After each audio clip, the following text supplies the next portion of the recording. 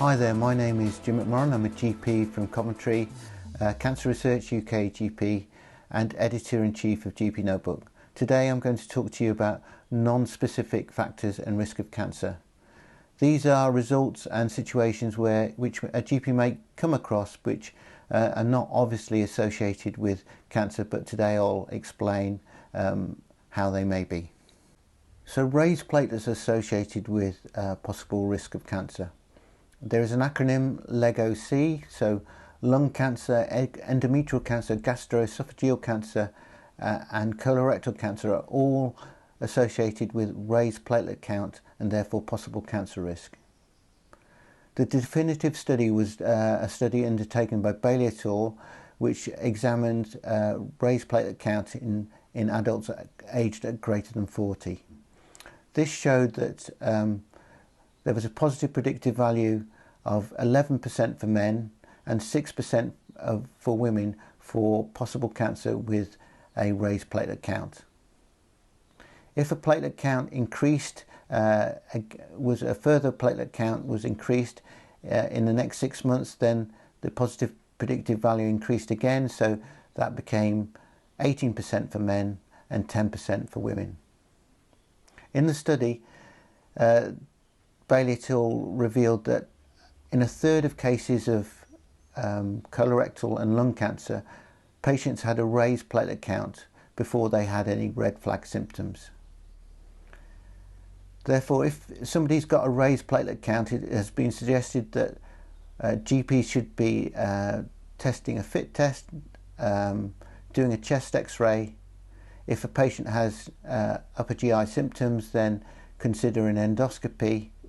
And also, if a woman aged over 55 has new onset vaginal discharge and a raised platelet count, then this is an indication for an endometrial ultrasound. So, microcytosis without anemia.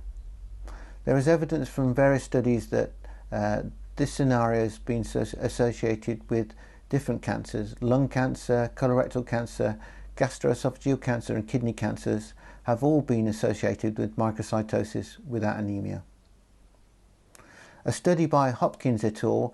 Compared the incidence of cancer over a year with patients with microcytosis compared to controls. In men, the risk of cancer in the scenario of microcytosis was approximately 6% compared to 2.7% in controls. For women, the risk was 2.7% in those with microcytosis compared to 1.4% in the control group. The study author suggested that in the situation where there is microcytosis without anemia, that we should be checking iron levels, and if there is iron deficiency, referring for exclusion of possible gastrointestinal malignancy. The authors also suggested that in the scenario of microcytosis without anemia, GPs should be undertaking a fit test, and if symptoms of respiratory involvement, considering a chest x-ray. So, thromboembolism and cancer risk. The association between thromboembolism and possible cancer has been known for a long time. In fact, since the time of Virchow and Trousseau, this risk has been suggested. The first paper suggesting this link was produced in 1935, suggesting a link between thromboembolism and undiagnosed cancer. It has been said that there's a 4 to 10% prevalence of cancer in patients with an idiopathic thromboembolism, i.e. a thromboembolism where there was no known secondary risk factors. A study looked at the incidence of cancer in patients with thromboembolism versus controls over a 2-year period.